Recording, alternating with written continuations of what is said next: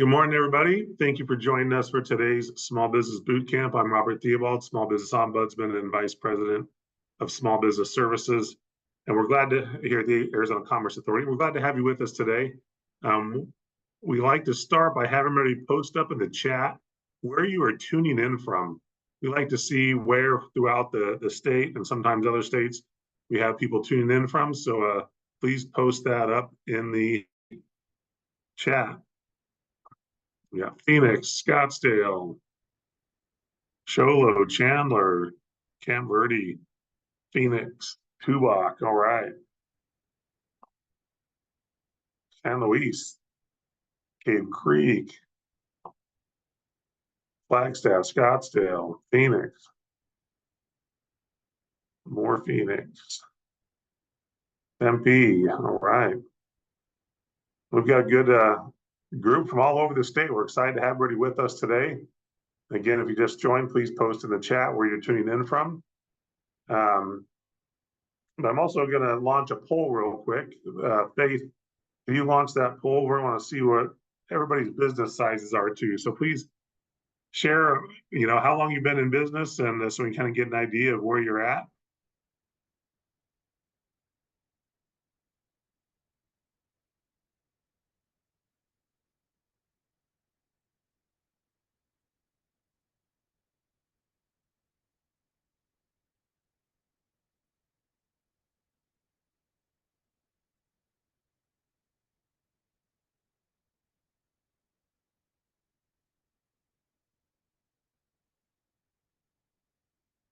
All right.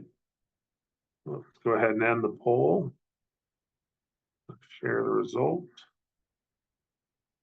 And yeah, we got a lot of people here that have been in 1 to 5 years in business and 0 to 1, but excited to see we have some people that have been in business for 5 and 10 plus years. So great job to you guys. We want to thank everybody for being with us. And for those that are new to the boot camp, we could not do these boot camp sessions without our community partners. We bring in experts, such as today's presenter. We bring in experts in their fields to share their expertise with you. They willingly give back their time, their expertise, and they put in a lot of effort. So we could not do this without them. We definitely like to thank them and recognize that. Also, if you're new to the boot camp is not just our Tuesday morning webinars designed to help businesses prepare, plan, and grow, but we also do hands-on workshops. We do virtual lunch and learns, and other special sessions and different things to help support small businesses with pieces of their business that you may not be an expert at. We all recognize that all of you started your business because you want to do a specific thing, and there's other parts of your business that you have to take care of, and you may not be an expert in those, and we want to help you be better at them so you can spend more time on what you want to do. So also a key part of the bootcamp series is our content library. We record all of our sessions and then we place them in the content library so you can go back and review it, or if you can't make it at the 9 a.m. time frame, you can go in and watch the recorded webinar when it's convenient for you. We include the slide decks if there are slide decks, and sometimes our presenters have additional items they want us to share to support the small businesses, so you can find those there with the recordings. The ACA also has a number of other programs that support small businesses. You can find these 6 and more at azcommerce.com/programs on our website. One program we do like to talk about is our small business checklist.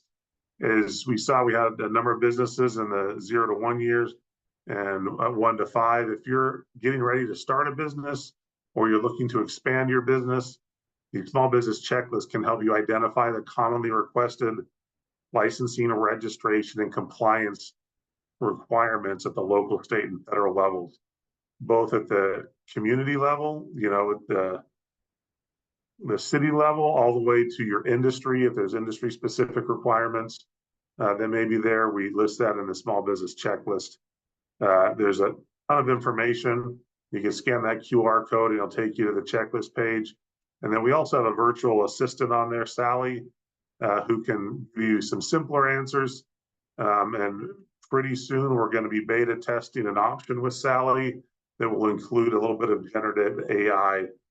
So we're excited to see Sally grow and become smarter as we move forward. Some quick business updates for our venture development or our venture businesses, our tech startups. The Arizona Innovation Challenge application period is currently open, and tomorrow the innovation team that runs that will be doing a workshop, an information workshop on how to apply, how to go through the application process. So we'll post the links for all these in the chat so you can see that. But if that's something you might be interested in, I would definitely take a look at it. Also coming up on Wednesday, August 28th, is an SBIR workshop, so you can understand what the SBIR program, that's a Small Business Innovation and Research, grants to the federal government. So if you've got some innovative tech that you're working on, that might be a great opportunity for you, so you can check that out. And then the Phoenix Business Journal Small Business Awards are coming up on September 12th. And on Friday, September 20th, is a Women's Business Summit presented by SCORE and the Women's Business Center. And that'll be here at the Arizona Commerce Authority in our conference center. So we're excited about these upcoming workshops and programs to help support small businesses. Hopefully, some of them are valuable to you. With that, we like to look at our upcoming sessions. Again, as I've mentioned before, we got some great lineups coming up. In August, you'll see a kind of a gap between August 27th and September 10th. The Tuesday after Labor Day, we will not do a boot camp. That will be an off week. With that holiday, we want to make sure everybody gets back into their business and work without being hampered or interrupted by the webinar. So we do skip that, but we've got a great lineup coming up. And you can see we have 2 of them in September talking about the holiday season.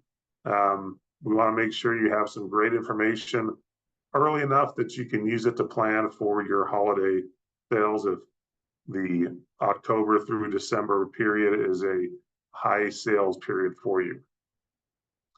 So with that, we're going to jump into today's session. We have Kak Varley. He's the founder of Kak Varley Marketing. He's been with us before. We're glad to have him back. And today's session is going to be a little bit different. We are going to do, Kak has a few slides he's going to run through, and then we're going to do an open question and answer related to marketing. So at the bottom of your screen, you will find a Q&A button. Please use that to ask your questions. And we will go through those questions and respond to them. But if it's a more complex question, I may ask you to come on to the panel, and we'll make you live on the panel so you can have some verbal interaction back and forth to answer those questions. Remember, if you have the question, there's a good chance that somebody else on this as well has that same question or can benefit from that same question. So please ask those. And even if you ask a question, if I see that somebody else has asked a similar one, I may only respond to the one because the answer will cover both of you. So please ask those up, but that's just some of the housekeeping. We're going to go ahead and turn the time over to Kak to run through the information he's got, and then that'll roll us into the open question and answer. Excellent. Thank you, Robert. I do appreciate it. I will not take too much time. I just want to tell people what it is that I do, so that we can kind of, if you will, set the tone on the, essentially where I can help people. So what I do is called inbound marketing, right? What is inbound marketing? Well, if you split up digital marketing into 2 different areas, what you have is branding, which is your image. What do we look like? What's our message? What's our vibe? That kind of thing. But where I come into play with a lot of my clients, almost all my clients come to me for inbound. Inbound is nothing more than lead generation, getting customers, making money online kind of situation. So That's what I specialize in. So it's a different kind of game than branding. I'm not disparaging branding, and I will never do that. It's important. We all have it. Even personally, sometimes we have our own branding, but logos and things like that are absolutely necessary.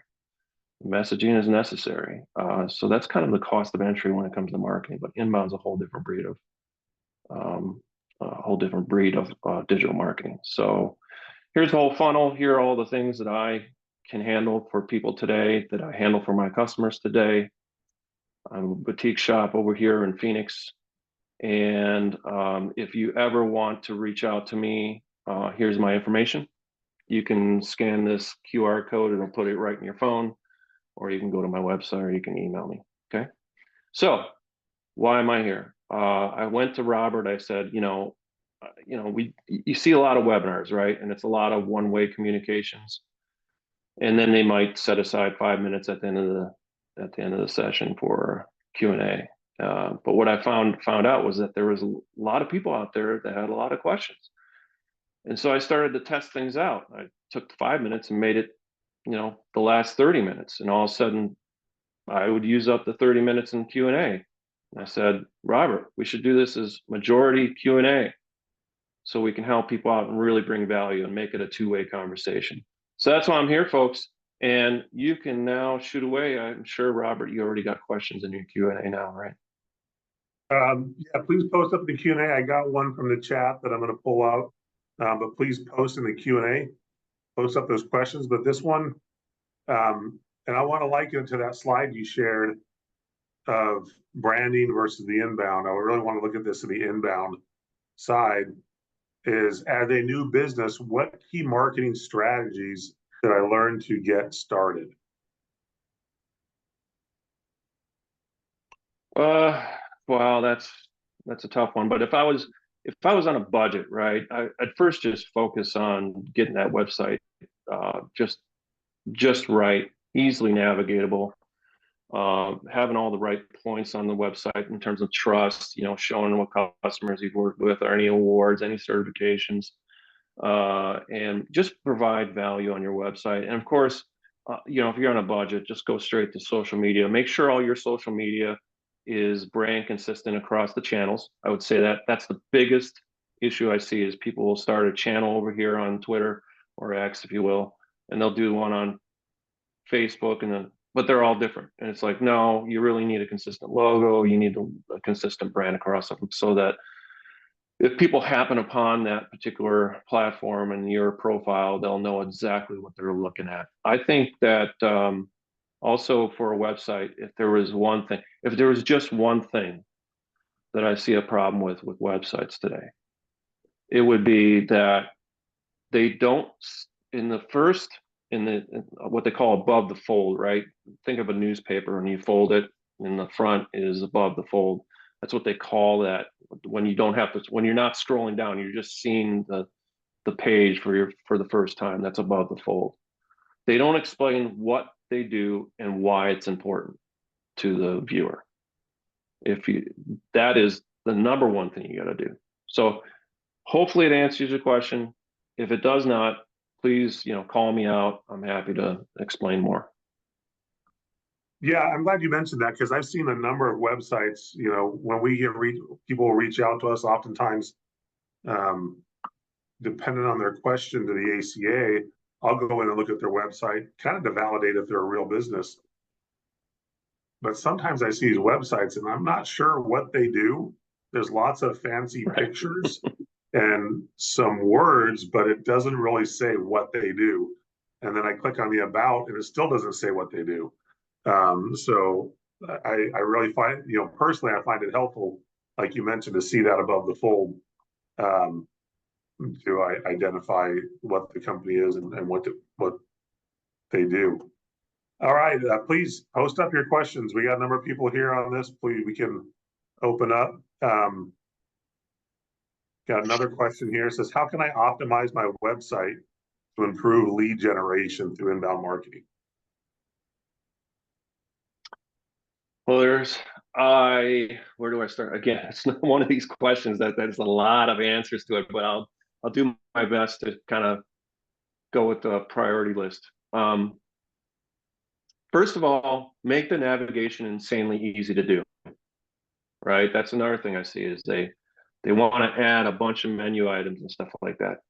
You know, Google, if we were getting into SEO, they like the basics, right? They like the homepage, they like the services, they like products, they like about, they like contact. That's kind of all you really need. Then you can do some sub items from there, from those main categories. So make it insanely easy to navigate.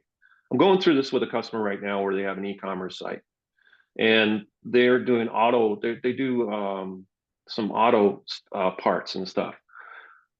Well, you know, in that world, you have to have a bar where you can do drop downs of your model, your make, your model, your year, and you know what you're looking for, right? And they didn't even have that. It was kind of like they were just making people search for products through the menu items when you can make it a lot easier for people. People, contrary to popular belief, people don't like to hang out on websites. When they go to websites and they have a problem, they want a solution and they want it now. Another thing you can do is there's tools out there where you can record. You can actually record the visitors' traffic, what they're doing. That's always a good one too. So you can see exactly what they're doing. Are they scrolling down, or is there misspelled things on your website you didn't notice before? Are they reading things? Are they not clicking buttons? Are they not clicking? Are they clicking somewhere where they feel that should be hyperlinked? Or are they not clicking buttons that are there? You know, just stuff like that you can figure out and massage and just make it easier. That's the big key. Make it as insanely easy as possible. I mean, if you look at Amazon, right? They make it as insanely easy as possible for us to buy something from them, right? Hopefully that answers that question. Yep.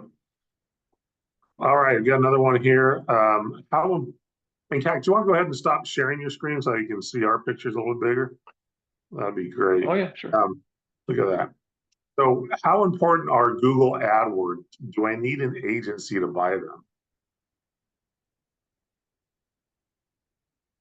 The answer is yes. You probably want to use an agency, and look, I understand that, you know, here I am as an agency telling you should probably use an agency, so I have sort of a dog in the fight, right?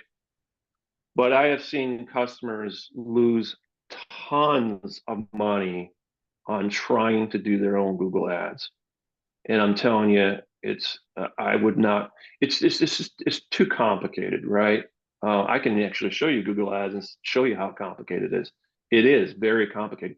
Is it very important? Absolutely, it's very important. Especially, you know, what I like about so if I broke up inbound marketing into two categories, right?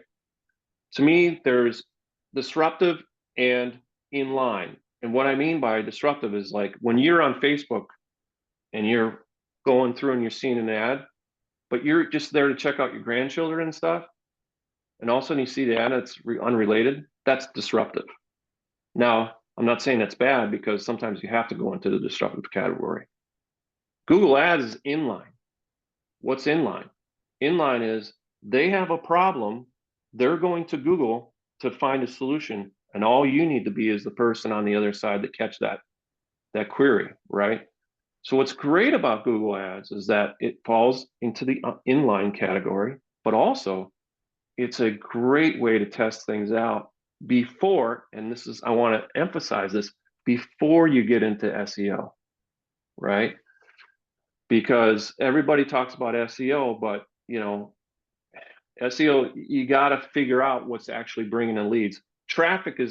Bringing traffic doesn't mean anything because if it's the wrong traffic, who cares? I think we're all here as small businesses. We need to survive. We need to sell something. I don't know if it's a service or a product, but we need to sell something. And to me, that's the ultimate. So you can do that sort of testing through Google Ads, find out what is working. I'll give you a great example. I'll use me as an example. You know, I ran a bunch of tests. One was Google digital marketing agency, Phoenix, right? And all I was getting was these salespeople from other countries wanting to have me use their service, white label their services. So it wasn't working. I wasn't making money. But then I went through all my different services within the agency and I fell upon website management services. and bammo, I started getting leads. And I was like, okay, so here's the deal. Now I take what I learned in that situation and apply it to my website on an SEO level. So I hope I didn't go too far on that answer, but I felt it was important to say. No, I like that, especially that last part about, doing the tests, and how you're able to apply that. If you want to dig deeper into that, I think it'll be beneficial to a lot of people. Mm-hmm. Oh yeah, I mean, say again. What part of it again? If you want to dig deeper into doing the tests, and how you applied it to your website afterwards. Yeah, so I did the test, right? So I did different campaigns for each service that I was doing, right? And it was like a horse race, right? Who's winning, who's not, who's bringing the leads, who's not, right? Well, okay, that one's not bringing leads, turn it off. That one's not bringing leads, turn it off, and so on and so forth. Until I got the website management. Now, from there, because Google Ads is a keyword driven advertising platform, you can now take those keywords and apply them to the website on the website services page. Make sense? They're closely tied together. Google Ads and SEO are closely tied together because they're Google and they're keyword based. Very good. So with that, this kind of ties in. What is the best strategy to draw people or draw the right people to your website? Yeah, I would say inline marketing using Google Ads and then SEO without a doubt, especially for small businesses because small businesses don't have the kind of money to put in for brand marketing because brand marketing is expensive. Now we're talking PR, we're talking about magazines, radio, so on and so forth. It's a lot of money to be thrown around to not get leads. So I would definitely say Google Ads and SEO for most small businesses is going to be the way to go. Okay.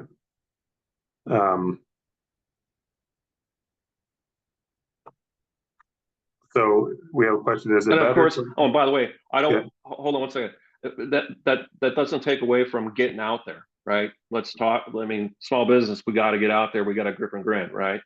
So we got to get out there, do our networking, figure out try the chambers, try the associations and the networks, and see what fits you as a person in your business, and do the sort of the sweat equity on that too.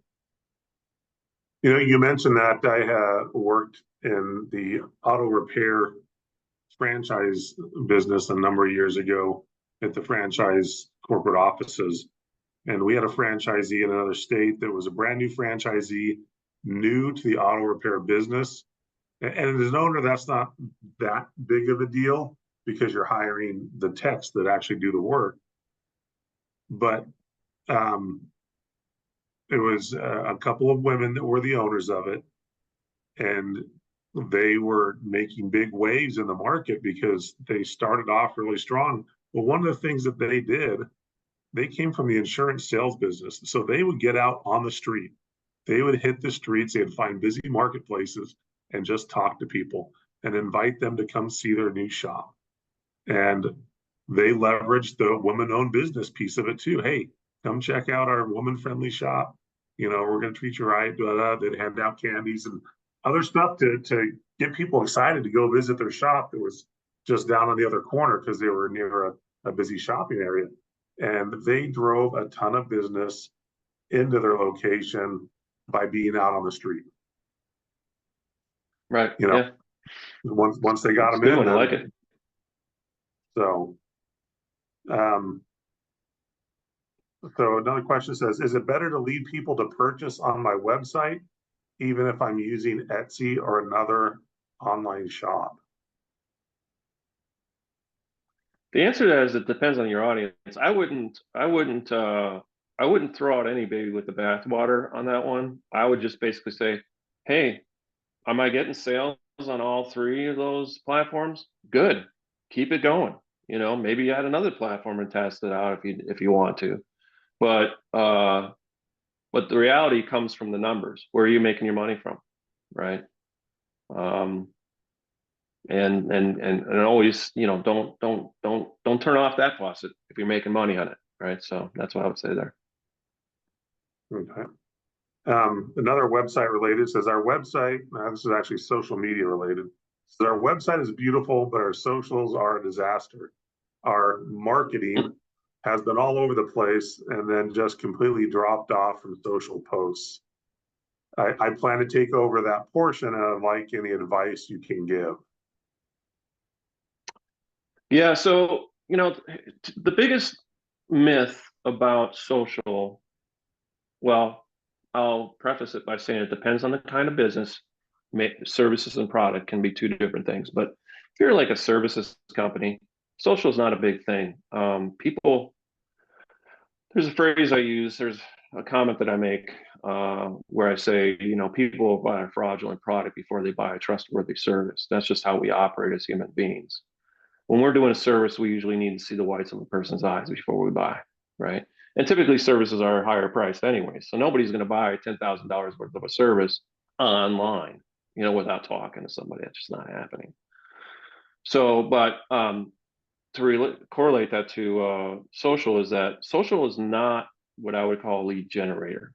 I put it in the engagement. If you saw my funnel, I have it in the engagement part of the funnel with email, right? And it's a great way of taking your existing clients, your existing followers, and basically providing them valuable information to keep them on board. I think it's more of a retention play when we talk about social media and email.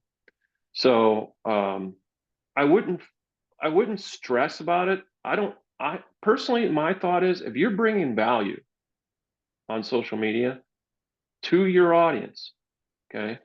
Now, again, this is to your customers, not to new people, because new people aren't finding you on social media because all the platforms have basically locked that up, unless you're on TikTok and they still have that algorithm open. But anyways, I digress.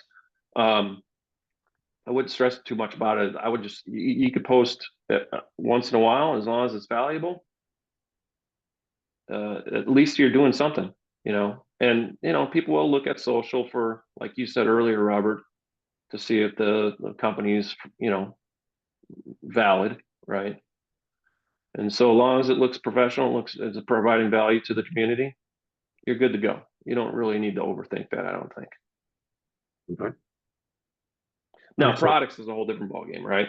Products it's a whole different ballgame where, it's a different strategy altogether, really. But yeah, go ahead. Sorry.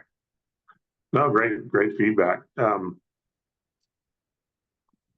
We have a question here from Zippia. It says, "You're looking for someone to review Google Ads to see where I need to make adjustments. Do you know anyone, or could you assist with a minimal fee? Thank you." I guess to kind of expand that question a little bit is, if someone's looking for help with Google Ads from an agency, what should they be looking for in that agency?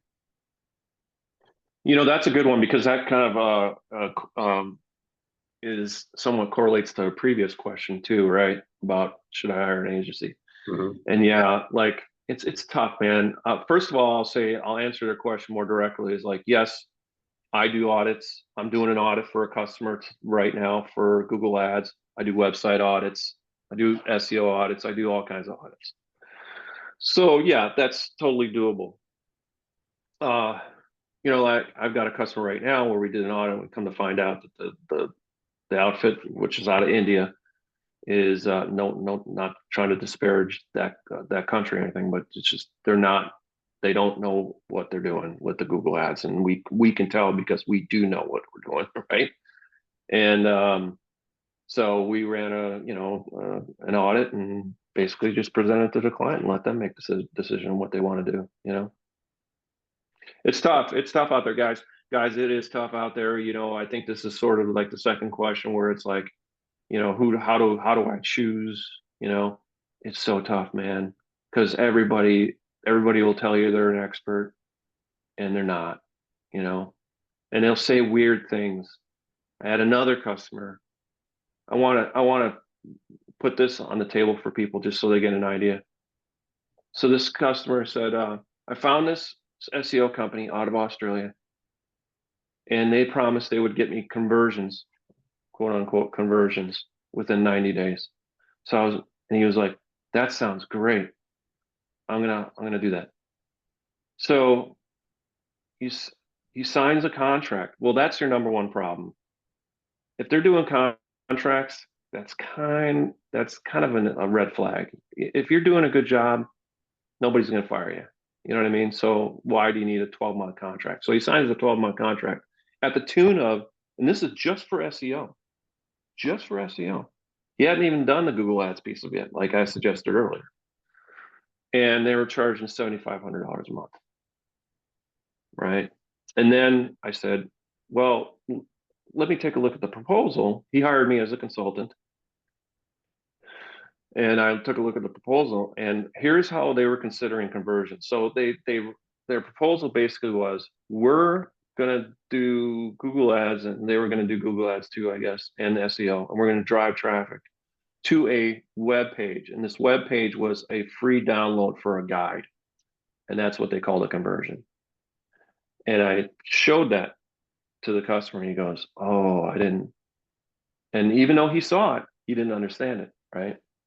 And he goes, oh, I didn't know that. I go, what do you consider a conversion, Mike? And he goes, yeah, like a buyer. I was like, yeah, that's what I consider a conversion too. But see, that's the tricky part of this digital marketing stuff. There's a lot of guys out there saying, we'll get you traffic. That means nothing. Conversions, that means nothing until they define what it is that they're doing. You know what I mean? So if I was to suggest now I would also say you can't, there's no guarantees because every business is different. So you can't, anybody would, that's another red flag. Anybody that says they'll guarantee, nope, they can't. They literally can't guarantee. They're usually massaging the system to get that guarantee and not really provide you the real value that you want based on your business goals. So if they're doing guarantees, nope. If they're doing contracts, nope. If they say things like traffic and where, nope, that kind of stuff. In other words, if they don't understand your business goals and what you really need, and then are willing to at least attempt to commit to that, then they're probably not the right organization. Sorry for the long-winded answer. No, that was a great answer, and the example's a great example. And I would encourage everybody, if you're looking for that, shop around, talk to multiple, people are shopping your product with others. You should be shopping their products as well and comparing and asking those questions. And it's okay to go back and ask more questions if you have them. And then another way to help that is you can reach out to a lot of the community partners. You can look through all of our content library to find people that have done stuff with us. You can watch the video and be like, hey, I like CAC, or I like this person, or I like that person.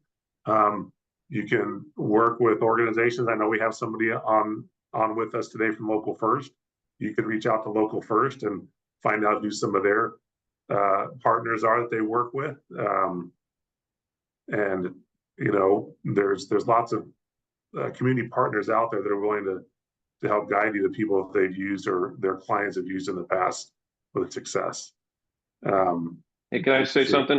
Yeah. If anybody likes the answers if you like the answers that I've given you, if you go to cacvarlerreview.com and you're willing to give me a review, that helps me out SEO wise, folks. I'm being transparent here. I'm being transparent.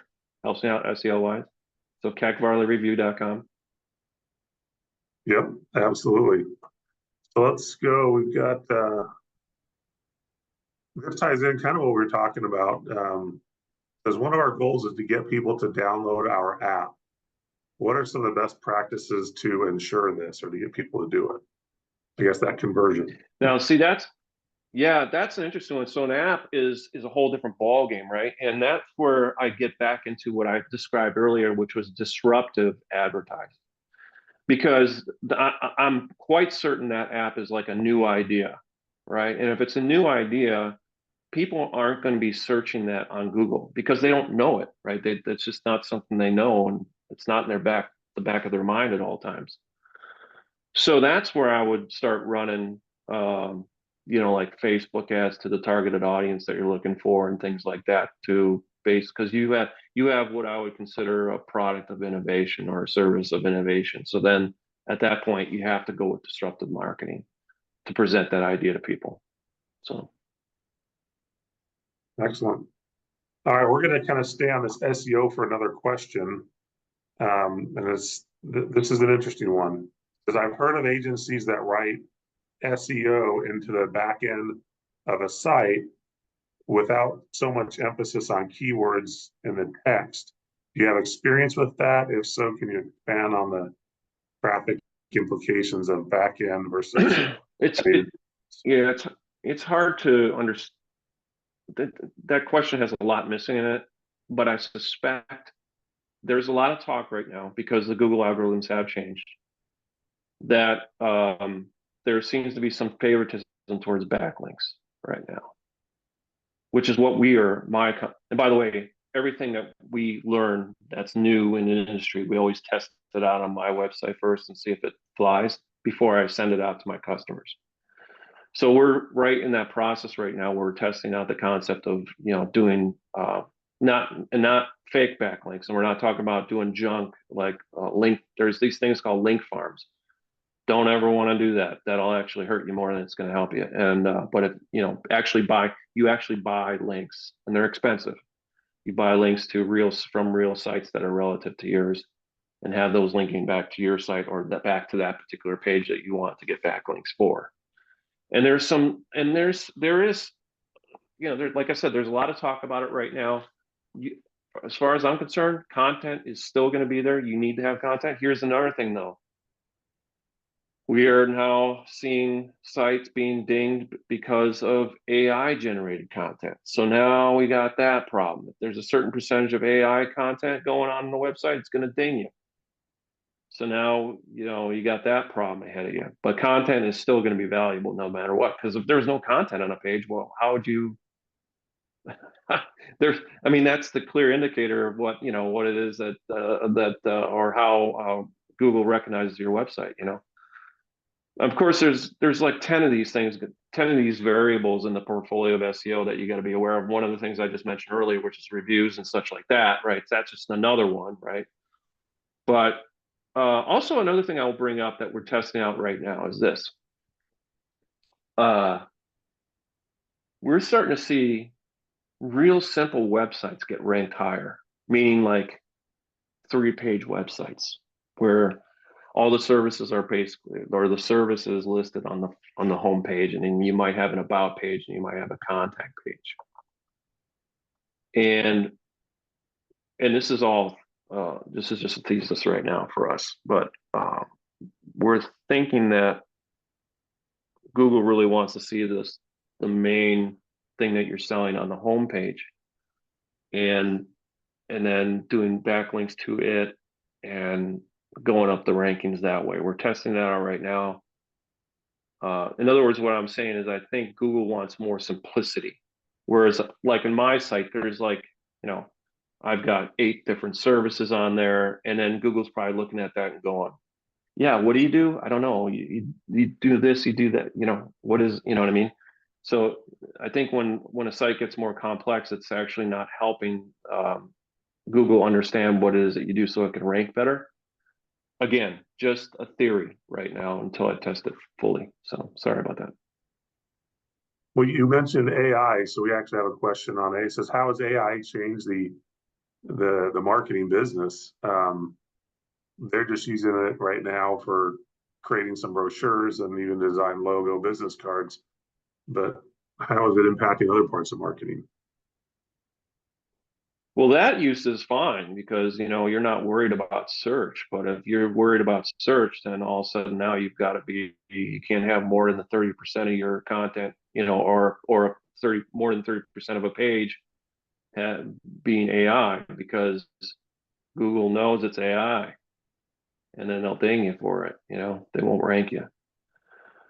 So that's how it's affecting on the other side. Now, if you're talking about positive effects, obviously there's some efficiencies there, but like building content and stuff like that. But yeah, we're actually we're taking a step back from AI right now because it's one of those things that has become a game, and now we're the game's getting caught up to in terms of the content, right? So. But yeah, we don't. there's not a lot of AI that's being used. I mean, there's AI being used. There's AI being used everywhere we go right now, between spell checkers and things like that. That's all AI. It's been around forever. And AI is being used. They try to implement AI into Google Ads. We tested that out. It's not ready for prime time, unfortunately, in terms of the ad space, in terms of Google Ads, that is to say. It'll get there, but it's not there yet. So that's sort of a couple things there, I would say. Excellent. So we're going to pivot a little bit to, if someone asked if they could just comment on using TikTok for marketing. What are It can your thoughts work. I on mean, there's people TikTok out there making it again, it just depends on your business, right? I mean, when I look at the ad space, because I've done ads on TikTok as well, there's only really, if I remember correctly, there's only like 8 categories that they've cited out as targets in their audience, and there'd be like automotive and entertainment and stuff like that. But hey, look, there's kids out there making money on TikTok. If you're willing to play that game of giving people valuable, because that's what they're doing, they're providing valuable information on TikTok, like within 30. Well, now it's not 60 seconds, now it's longer, but they're providing that information and they're making money. And look, I know for myself, I get more traffic on TikTok stuff than I do anywhere else. I mean, I just do. So, and that's just because they have the algorithms open. So if your business applies, so what do I mean by not, where it's maybe not a fit? Well, if I don't, if your audience is like an older audience, like, I don't see TikTok being the one, because it's usually a lot of younger people are on there doing their thing, so you just got to be aware of, what is the audience on TikTok? And you can do that research. You just pull it up on Google. It'll tell you what their audience is, and then see if that applies to your business audience. And if it does, get on there. Another thing I would do, though, too, just for safety purposes, is if you don't have TikTok today, I would get a TikTok handle just to own the handle. I call it owning the neighborhood. Like anywhere you go, it's at Jack Varley in my world. Because I've gone out there, it doesn't matter what the platform is, I've gone out there and got the profile, even if I don't even post to it, which I do, but even if you don't want to post to it, just at least grab the handle so that nobody else takes it in case you want to go that direction later on. Okay, great point. Let's see.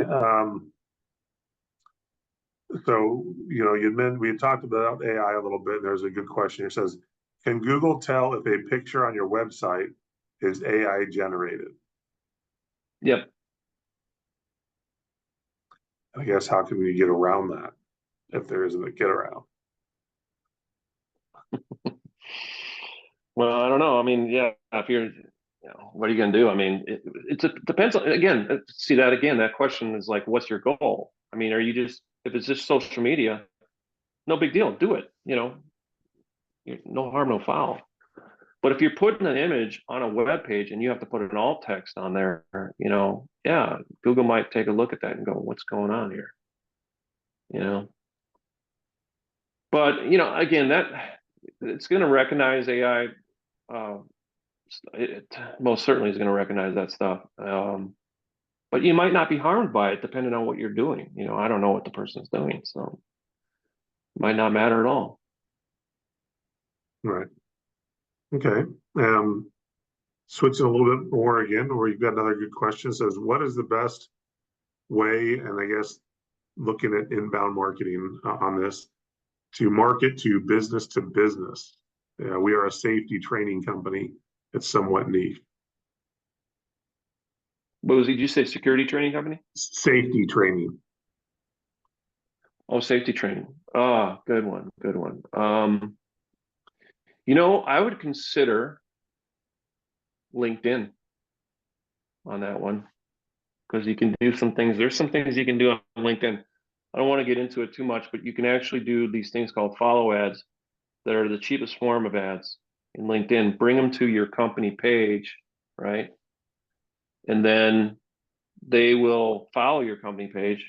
right? Or if they follow your company page, you can tell who those people are, and then you can engage them with the, making a connection with them on their profile by just saying, hey, I noticed that you followed us on our company page. Thanks a bunch. And then you can have a series of things after that. That's kind of what I do as part of my lead generation too, is I use LinkedIn in that fashion.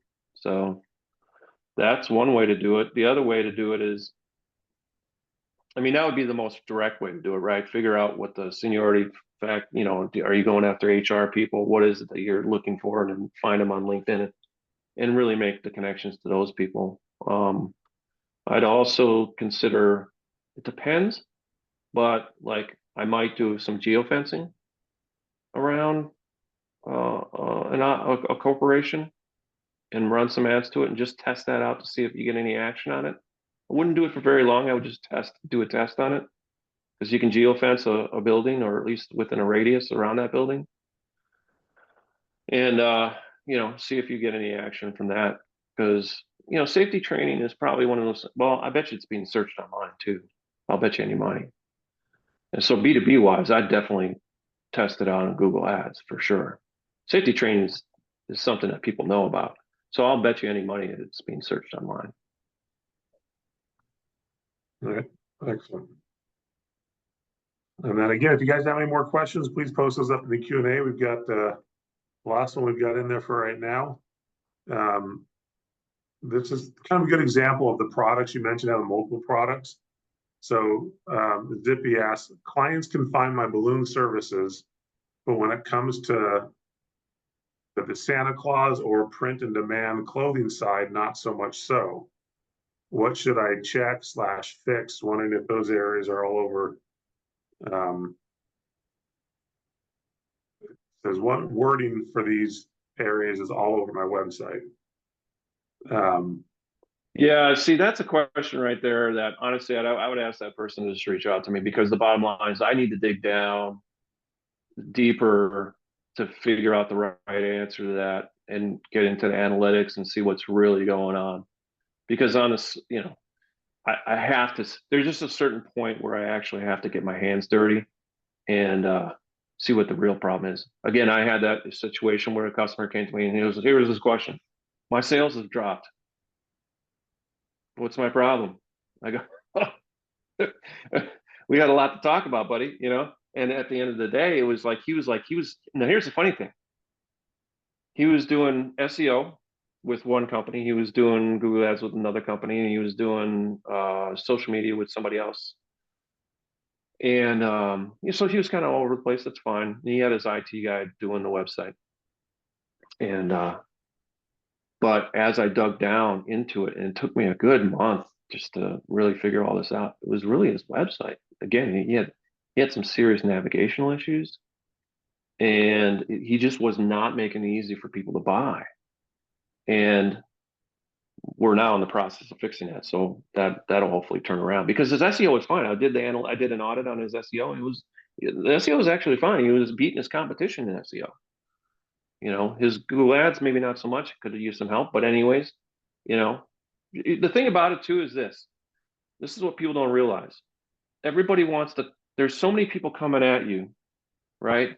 There is this ads guy that's going to come at you and say you need to do ads. There's going to be this social media person that says you got to post every day. There's going to be this SEO guy. You need to do SEO, and then your web guy's going to tell you rebuild your website, right? Yeah, but really, at the end of the day, it's they're all hammers and everything looks like a nail, but you need a person that can actually look at the whole picture and say, hey, here's your real problem. But I'll tell you something. What's interesting, like you mentioned earlier, Robert, is that usually, if you think about, I think about the website as a house, right? And when we invite people over to the house, we clean up the house, or at least our wives make us do this, right? So, we're going to clean up the house so they can have a good experience. So they like what's cooking, they can come on back, right? So why drive traffic to a website if the house isn't clean, right?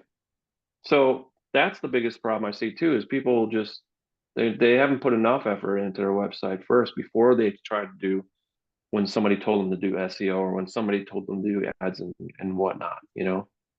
The conversion point is so important. It has to have no friction, no burrs, no friction, easy to navigate, right?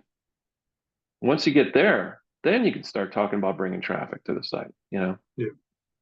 And going back to Zippy's question and looking at that, I've been to his webpage. I've seen the website.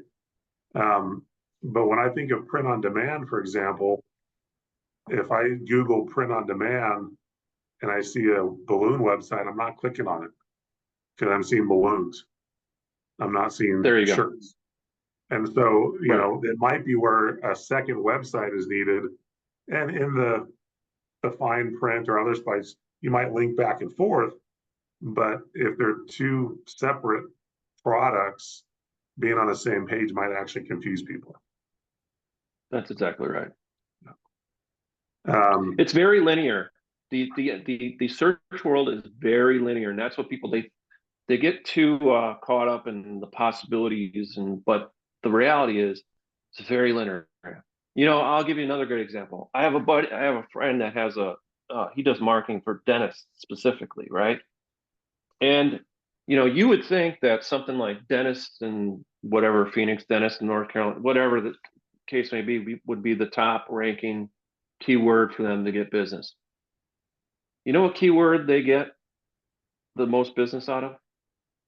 hmm, Toothache. That's how linear it gets, right? I have a toothache.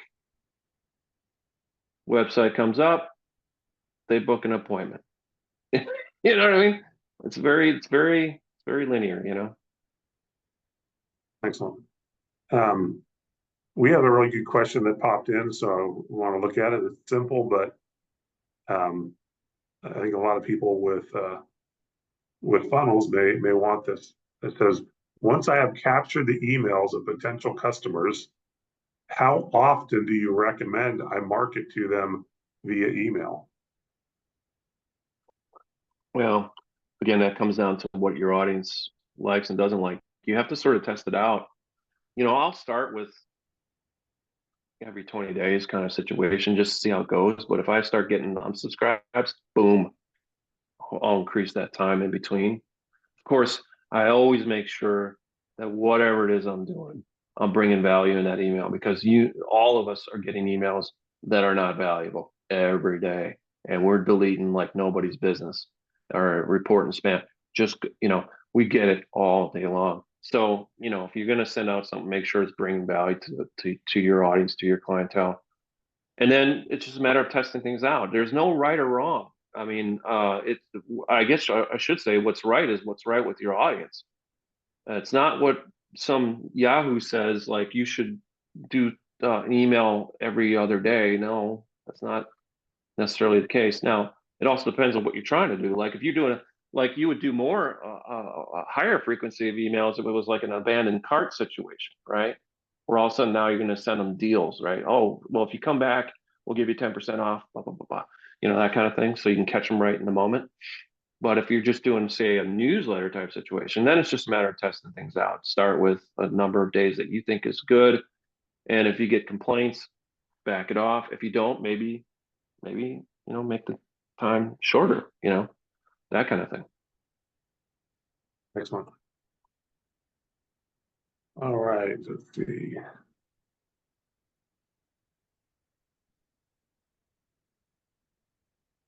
Oh, so that poster just came back. Jill said, on that topic, is there an automated way to notify of an abandoned cart? Oh yeah, yeah, absolutely. There's tools for that. Absolutely.